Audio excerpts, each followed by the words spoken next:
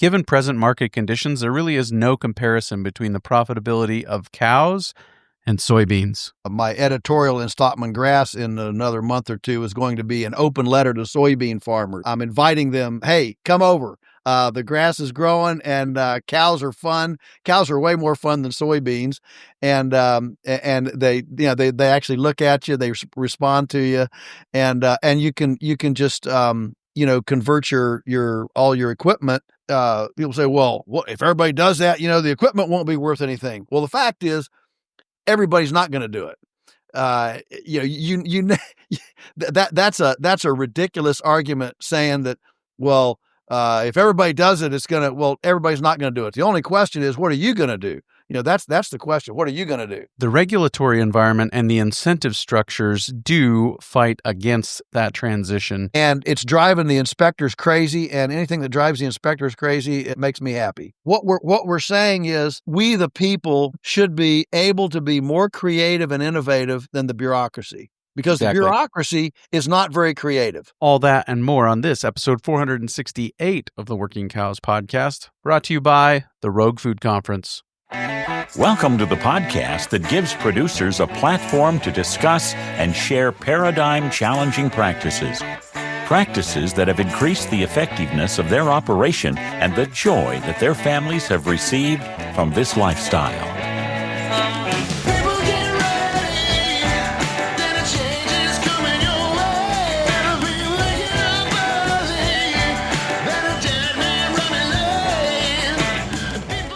Hi, everybody. It's Clay Connery, host of the Working Cows podcast, recorded exclusively in the Understanding Ag studios.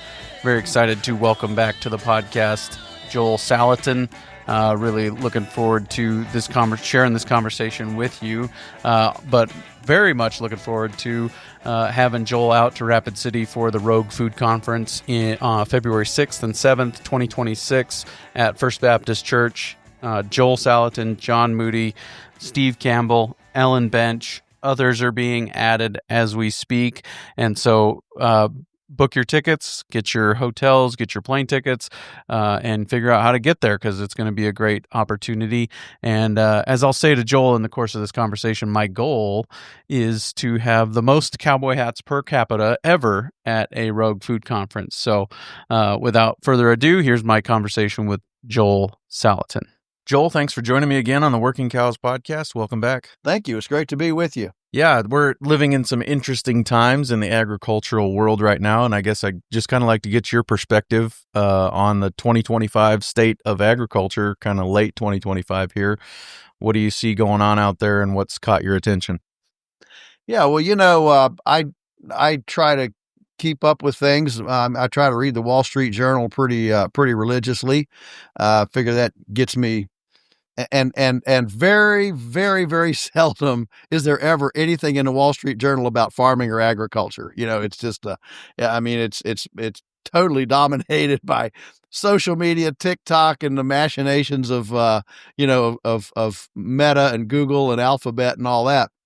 But just lately, Clay, I've been struck by the number of agriculture articles, and of course, there's been a huge amount of whatever machinations going on within the USDA and things, and along with everything else, I guess, since Trump got elected. But one of the things that's really come to the fore and gotten a lot of press, of course, is the collapse of the soybean market. When people, a lot of people don't realize China buys one fourth of all of U.S. soybeans. At least they have for several years.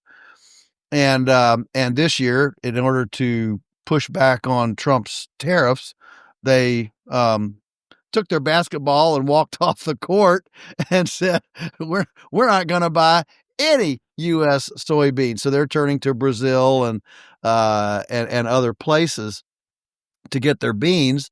And that's left American farmers with a tremendous oversupply, and the market has collapsed on soybeans. So I've had the privilege of, or I don't know if it's the privilege or the stress of being asked to do some relatively high level stuff in D.C. since the election, and it looks like it's going to continue. And so the inside politics of this situation, according to people that are in the swamp and smarter than I am and more interested in that than I am, is that the Senate Republicans, the core of the Senate Republicans, are completely owned by big ag. So you've got Iowa, Kansas, Nebraska, Oklahoma, Texas, Illinois, Indiana, Ohio. That's kind of the core, which is the grain belt, the big ag grain belt. And it occurred to me that when Earl Butz was in there, that's Nixon's Secretary of Ag, remember his famous quote, "Plant fence row to fence row," if you remember that. Well, now there aren't any fence rows because since Earl Butz, the fences are all gone and the diversified farms are all gone. And that area is primarily, beans and corn. And for square miles, if you drive through it, if you don't believe it, just drive through it one time, and it's all beans and corn. And so there's been almost a generation that has essentially farmed the government program. They registered down at the ag services, and they put in their soybeans or their corn, that have a floor under them, a platform, and they get their check from the government if the price goes up or if they have a bad season or a drought or anything happens, then they get this floor. Well, this year it has been so catastrophic with the China pullout that even the stabilization service can't stabilize their prices enough to make a profit. And so USDA is estimating that the average soybean farmer is going to lose $100 per acre. Now, there's a lot of farms that are over 1,000 acres. There are some that are 10,000 acres. So this is big money. And so now, Trump and Secretary of Ag Brooke Rollins are huddling to try to see if they can give the farmers. If initially they said $10 billion, now they're talking $11 billion. I guess what's the difference between $1 billion among friends, But to give a bailout to these soybean farmers, and my problem with that. And I'm not a Trump derangement syndrome. I think in general, I'm glad he's there and not the alternative. Okay. Let's just, but that doesn't mean there can't be improvements or there can be big mistakes. And the big mistake I see in this is that by bailing out the soybean farmers, they will be enabled once again to not pivot to anything. And I was in Iowa not long ago, and I was talking to some farmers. And when you mentioned growing or doing something else, especially livestock, their eyes glaze over. They can't even. What animals? You mean I can't go to the Bahamas in the winter? And they just can't even imagine doing anything differently. But I've pushed the pencil on it right now. And of course now we've got Trump. I got the Wall Street Journal. Here you go. I got the Wall Street Journal article right here. Where he's lambasting farmers. He says the reason farmers are making more money is because of tariffs on Brazil. Well, these prices, as you know, Clay, and you probably have a better handle on it than I do. You probably watch the commodity prices better than I do, but this cost escalation has gone on long before Trump came into office, and back in 2021, 2022, when the southern tier of the U.S. was in that horrendous drought and everybody was liquidating and it depressed cattle prices, I didn't see anybody coming in to bail out cattle farmers. And so suddenly here, the herd's down, the herd's low because of all those droughts. And you can't turn it around. You can't turn on a dime like you can an annual crop. A soybean, you just crank up, put more diesel in the tractor and plant more beans. And in 6 months, you can flood the market, which is exactly what happens. In fact, the soybean market or the commodity market responds much more rapidly to market conditions because we've got a 6 month here in the U.S. and then 6 months in South America, and those offset. So if our price goes up, South America plants more, the price comes down. If we don't plant enough, and the price or we plant too much and the price goes down, South America doesn't plant as much. And so that literally is a 12-month cycle in the northern and southern hemispheres on crops. Cattle, not so much. As you know, if you make the decision to add another calf, that's roughly a 3 to 4 year decision. You've got to birth the calf or breed the cow, have a calf, have a heifer calf, breed the heifer calf at a year old, and then you have something to sell a year. So you're looking at a much, much longer thing. And so I think that for Trump to say that this whole spike in cattle prices is because of his tariffs on Brazil, I think is not only wrong, it's actually naive as to actually what's happened. I was in Mississippi in 2022, I guess it was. I was talking to farmers down there who were shooting their cows because the ground had cracked open so far. The cows were stepping in open cracks. It was so dry and breaking their legs, and they had to go out and shoot them to put them out of their misery. And so this happened. So you have that happening, a huge liquidation, which depressed cattle prices as the liquidation happened over 2 years. Nobody was crying in their beer about the poor cattle prices during that time. And then you have during this time in this last basic, cattle cycle, which is anywhere from 10 to 12 years is kind of the cattle cycle. What's happened in this last cycle is the aging farmer. A lot of cattle farmers, the average farmer in America is 60 years old. The average cattle farmer in America is roughly 10 years older. And this is true throughout the world. Japan, they have a similar situation. It's a 10-year difference. Livestock people tend to be 10 years older. I don't know if it's harder to get rid of your animals, if animals make you live longer.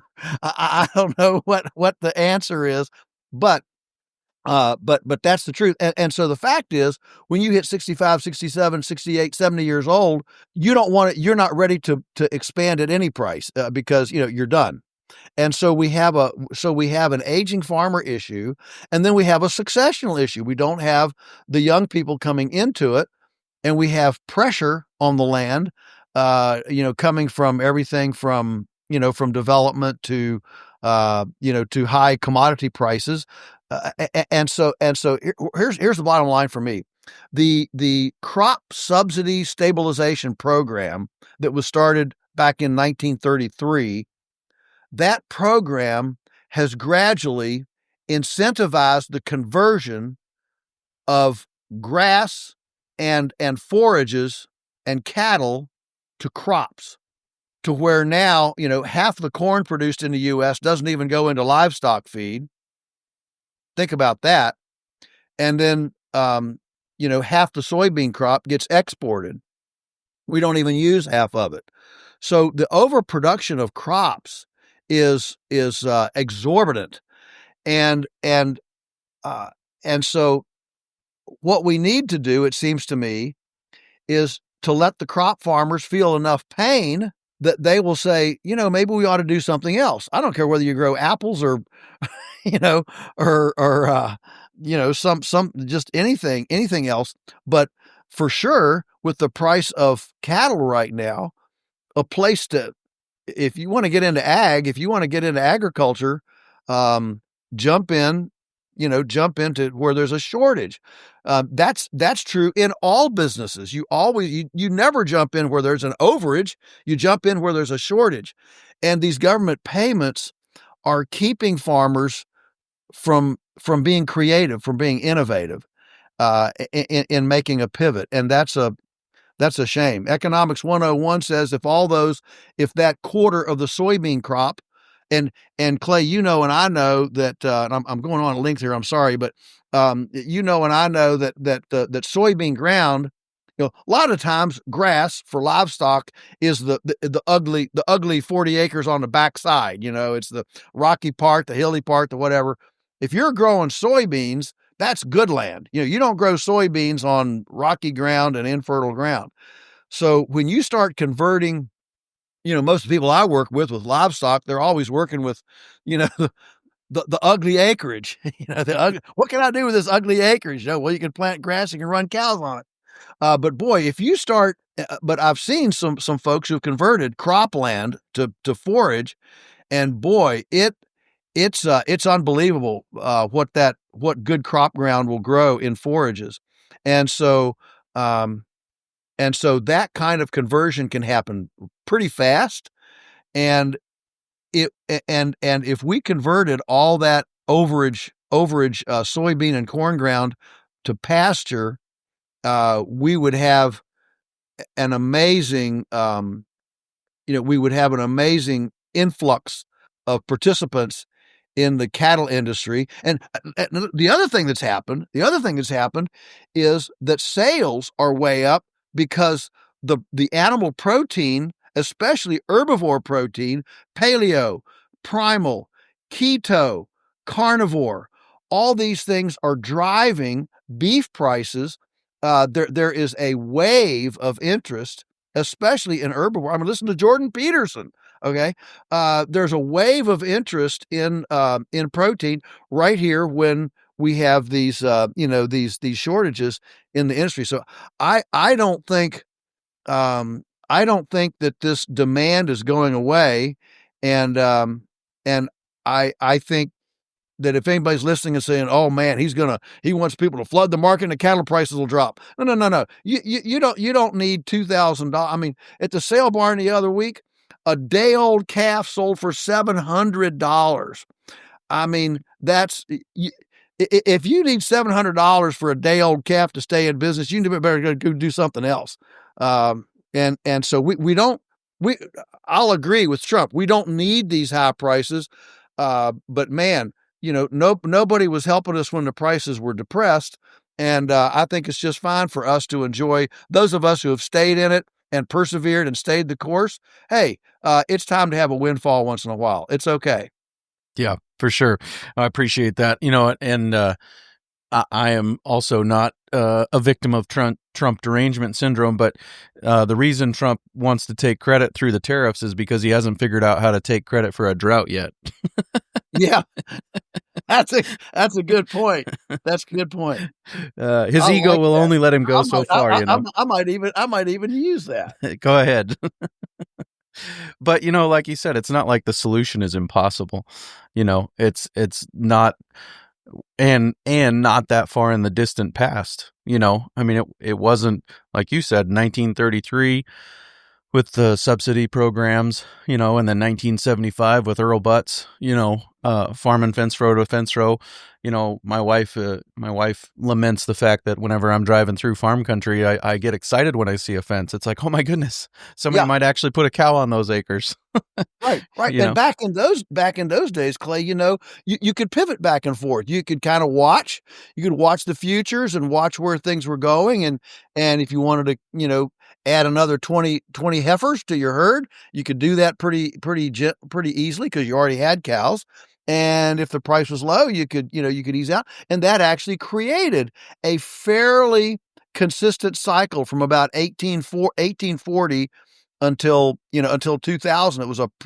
If you look at the cycle, it's a pretty basic 10 to 13 year cycle. And it was because farms were diversified and they could pivot from one thing to another. Now that ability to to adapt is now much, much more difficult, to the point that the average farmer can't even imagine making that kind of adaptation. Well, and it's everybody is so highly specialized that there isn't. I mean, it's very difficult. I mean, the just you can think of it in terms of inertia, right? Like all of that mechanical equipment that it takes to get a soybean crop in and out of the field has a lot of weight to it. And we know that when things have a lot of weight to them, they're hard to move, hard to turn, hard to pivot, And so all of that, and then you add in like the sunk cost fallacy of, well, I can't change because I've already got all this stuff going in that direction and it would cost me too much to change. But I mean, we're talking, I don't know what it costs to build a mile of high tensile fence right now, but $400, $500, $600, I don't know, maybe with the labor, $1,000, $1,500 on the top end, and then some black plastic pipe across the top of the ground, and we've got cows contained. Absolutely. I've told people that have pushed back on I've kind of been on a bit of a rant lately. I've blogged and I've written some stuff about this. In fact, I've got my editorial in Stockman Grass in another month or two is going to be an open letter to soybean farmers. I'm inviting them. Hey, come over. The grass is growing and cows are fun. Cows are way more fun than soybeans. And they actually look at you, they respond to you, and you can just, convert all your equipment. And again, people say, well, if everybody does that, the equipment won't be worth anything. Well, the fact is everybody's not going to do it. That's a ridiculous argument saying that, well, if everybody does it, everybody's not going to do it. The only question is, what are you going to do? That's the question. What are you going to do? And, you're right. With electric fence, black plastic pipe, and the ability to pump water, again, we're talking about we're talking about flat acreage. We're not talking about West Virginia here. We're talking about, good acreage. And that is always way easier. A lot of these, fields are fairly square. It's a lot cheaper and easier to build fence on flat ground and run water on flat ground than it is on the ground that we deal with here in the Shenandoah Valley, where we're up and down. And I mean, our farm has 1,000 feet of elevation difference. I don't know that there's that much in the whole state of Illinois, 1,000 feet of elevation difference. So yeah, you're exactly right. The capitalization cost to make that shift, you couldn't ask for a cheaper place to do it than in grain country. Well, I mean, it's simple, really. I mean, it's simple. I didn't say easy, right? Those two things aren't the same. But right. You sell one piece of equipment, maybe a piece of equipment that you only use once a year.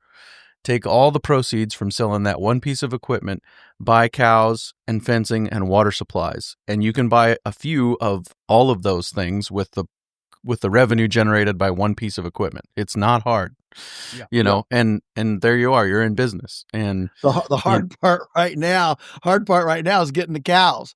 They're of course through the roof, but I don't know. I'd really appreciate hearing your sense of it. My sense is that this is going to be here probably. Well, I mean, unless Trump just floods the market with Argentinian beef or something, but unless barring that, I think that a really good profitability equation is in the cattle industry now, at least for another 3 to 4 years. I just don't see. I don't see huge heifer retention yet. I know there's some, but I don't see huge heifer retention. Because of course that exacerbates the price. Then there are fewer heifers going to slaughter, and then you have that. I think the single biggest emotional or psychological impediment for somebody doing this is just because these guys haven't now for a generation. They have not had to go out and visit their farm every day. You have this sprint in the spring to get it planted. You have a sprint in the fall to get it harvested. And otherwise, you can watch the NFL on TV, and you can go to Bermuda in the winter, and and you don't have to walk out there, and you use, most farmers use chemicals to solve their, their problems. And so there's not a daily thing. Whereas as soon as you go with animals, they really ought to be looked at, every day. And of course, if you're controlled grazing like we do, we want to move them every day. And so that tie down is a huge emotional, shift. I mean, the shift is more psychological and mental, I think, than it is financial. Two of the most poignant quotes in the history of the Working Cows podcast, one by Jeff Ramsire, who I've quoted probably more than anybody else on the Working Cows podcast, that corn, soybeans, Florida is a hard crop rotation to compete with, which is what you're saying. And the other one that is gaining ground in number of times I've quoted it is Logan Pribino, who said that the best fertilizer a farmer can add to his field is his shadow. And, we need to be out there regularly looking at things and making decisions and pivoting, making changes based on what the market is calling for. And for me, you don't have to go buy mama cows to be in the cattle industry. Right. You can go find an undervalued animal, buy that, and turn it into an overvalued animal, sometimes just by putting it together with other animals that are similar to it and getting a bigger group. Or you can go find your local grass finisher and say, hey, I've got some soybean acres I'm putting into grass. I'll run some cows for you, or I'll go buy some cows and then sell them to you when they're ready to go to market. So it's not like you have to go buy $5,000 per pair, cows right now. There's other ways to get in, right? Yeah. It's interesting. We have at our farm, we have both a brood cow herd and we buy stockers.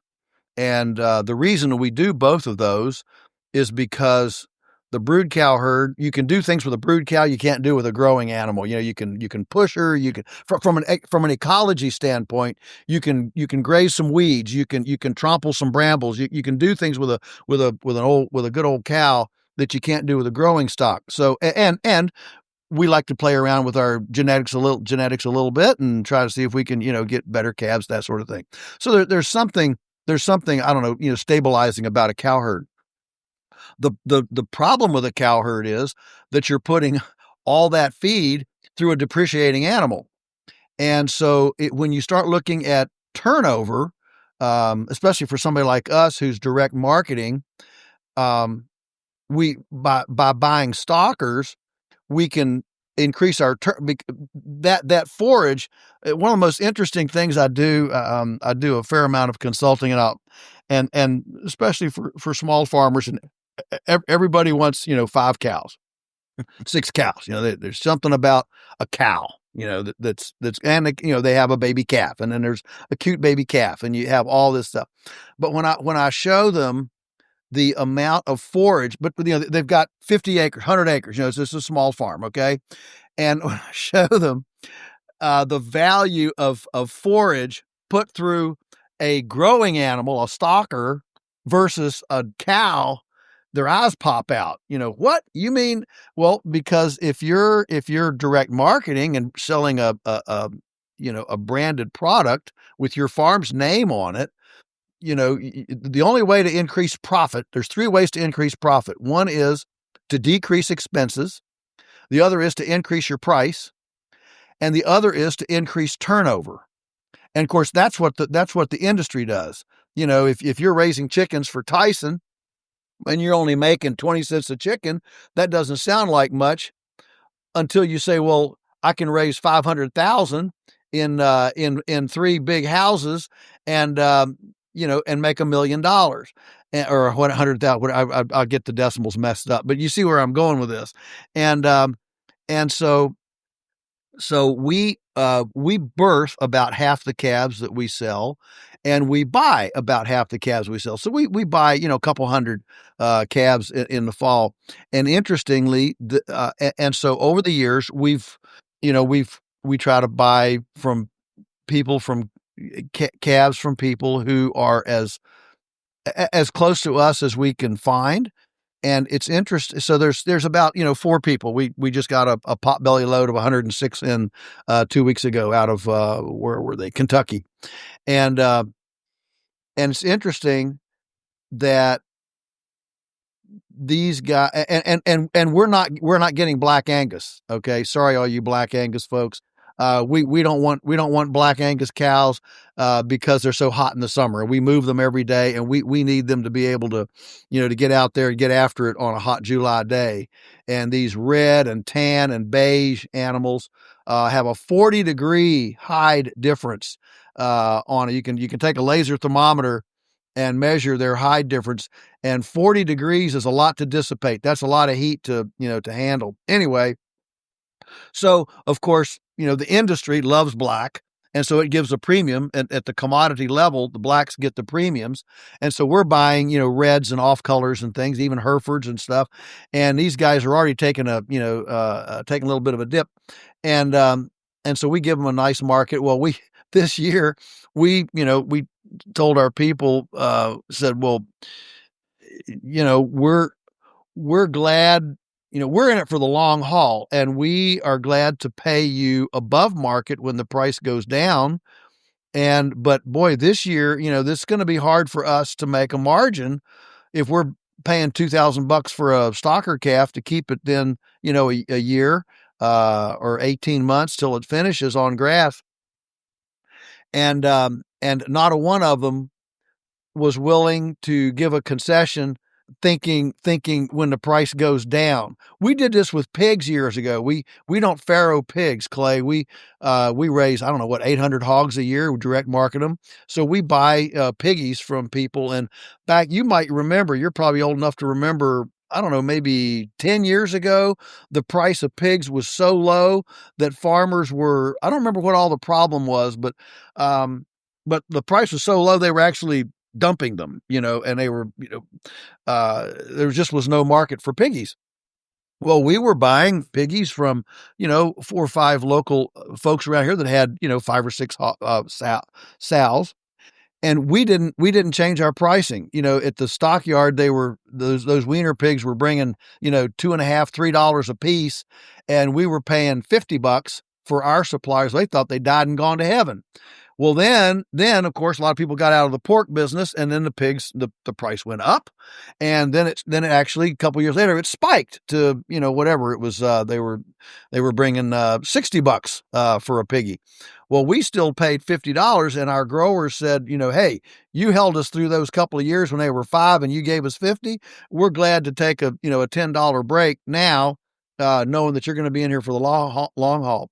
And we've had that same conversation now with our stocker producers, and they don't want to hear it. No, we're gonna ride the market, baby. And so we're saying, well, okay, when it collapses, we will ride the market too. We'll ride the market too. That's exactly right. Yeah. And the retail price never changes. The retail price never changes. You look at the grocery. I mean, it might change a smidgen, but it doesn't change. Think about what, $1.50 versus $4.50 a pound. That's a 300% change, but you never see a 300% change at the grocery store. You might see a 10% or even a 15%, but you're never going to see a 300%. Right. And all of these things that we've kind of been talking about here today are connected to, I would guess, kind of the genesis or the start of the Rogue Food Conference, and why you guys have been traveling all over the country doing these things. Can you just talk to me a little bit about how that all got started and what the goal was at the beginning? Yeah, well, one of the biggest impediments, as you know, for direct marketing is being able to find to get your meat legally processed so you can sell it. So we've got, people that are listening to this program, of course, know you've got, custom inspection, which is, it's stamped not for sale. And then you've got state inspection, you got federal inspection. And many states have given up their state inspection, and all you've got is custom and federal. Well, over the last 50 years, we've seen these small slaughterhouses go out of business because the the requirements, the licensing and compliance requirements have gotten incredibly onerous, and so about well in is that the first one was in the February of 2020, so we've been at it 5 years. My friend John Moody and I told him I'd been after this for years. I'm the idea guy, but I'm not the executioner, and so I'd been kind of casting this idea. What we need is a rogue food movement to find people, because once in a while I'd find somebody who was doing some really creative stuff, kind of guerrilla marketing, on the side. And I said we need to start a movement. We'll call it Rogue Food, where instead of trying to figure out, most of the mainline publications are trying to tell farmers like me, how do you get legal? How do you sell it legally? And I'm saying there comes a point when the compliance is so costly, it's actually more efficient to go illegal, to go rogue. And so our motto is circumvention, not compliance. And so we've been for 5 years now doing 2 of these a year around the country. The next one's going to be in Rapid City, North Dakota, South Dakota. South Dakota. Sorry, didn't have it in front of me. You're good. And what we've been doing is featuring loopholes, techniques, and individuals and ideas to be able to have a food transaction. Now we're not just beef. We're all foods, but where you can have a food transaction without asking permission from a bureaucrat. And so it's been amazing, the numerous things that people have come up with to circumvent. A lady in Michigan, she rents a 10 by 10 square of land on her farm every year to her customers.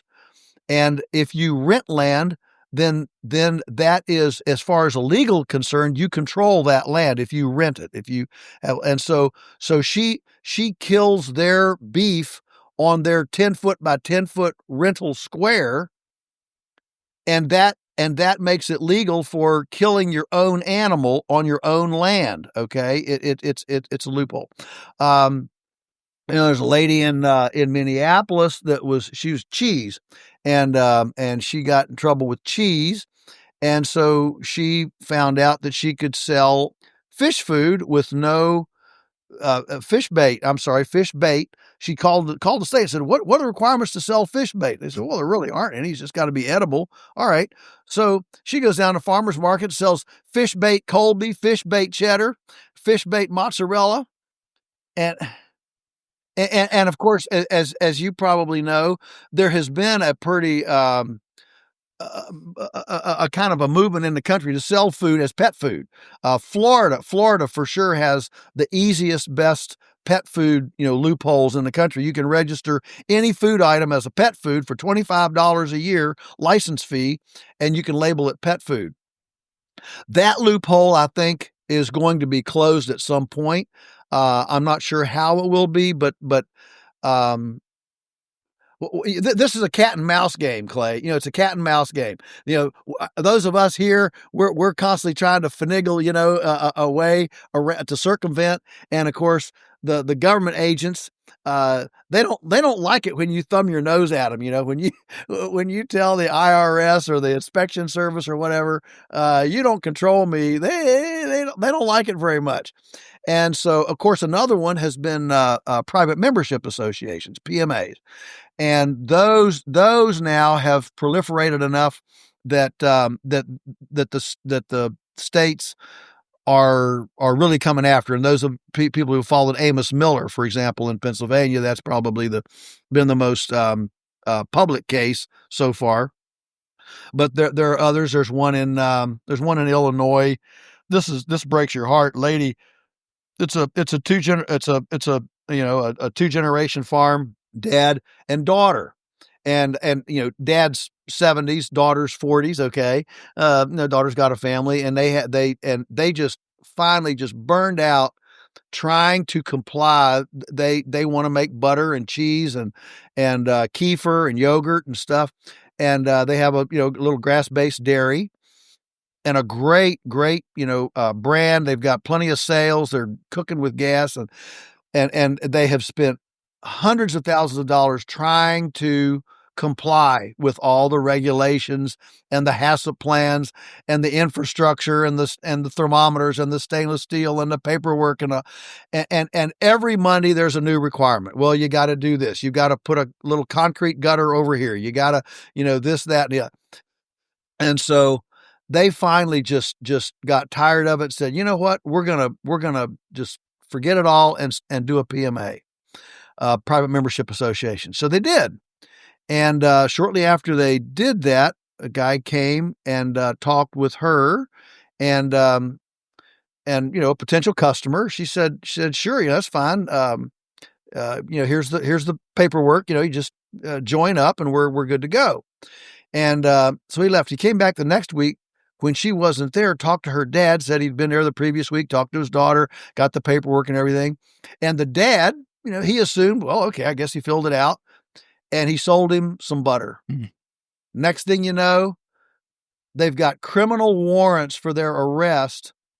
It was a setup. So PMA is now like you're putting a red target on your back. It's awful because it seemed initially like this would be a real answer, but it has turned into a real problem. And so one of the neatest that I've seen lately is with the internet, all these internet classes. You can sign up for a class, and so there are people now that are offering butchery classes. Take our butchery class for $500, and as part of the course material, you get 50 pounds of beef, and so you're giving away the beef as course material, but you're selling an educational curriculum. This is what the cut should look like when you're done. Yeah, exactly. Yeah, this is what your cut should look like when you receive it. That's right. Your free meat. This is what your cut should look like when you get your free meat. And so there's some real creativity in this space, and we're simply trying to highlight it for everybody to pick and choose and hybridize. And so now that we're in it 5 years, there are more and more people that are, that are kind of creating their own thing. And it's driving the inspectors crazy, and anything that drives the inspectors crazy makes me happy. Well, a few things there, right? Soft tyranny requires soft revolutions, and hopefully we can stay soft on that.